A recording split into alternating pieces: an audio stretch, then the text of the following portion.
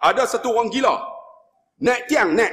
Bila naik tiang, mereka tak panggil pakar psikologi. Mereka panggil apa? Pakar psikiatri. Doktor DP, Mat, turun! Tak turun, aku tebang! Tengok-tengok orang gila tu lagi naik. Mereka pun penin. Bila penin, baru cari psikologi. Jadi mereka pergi jumpa. Macam mana nak buat?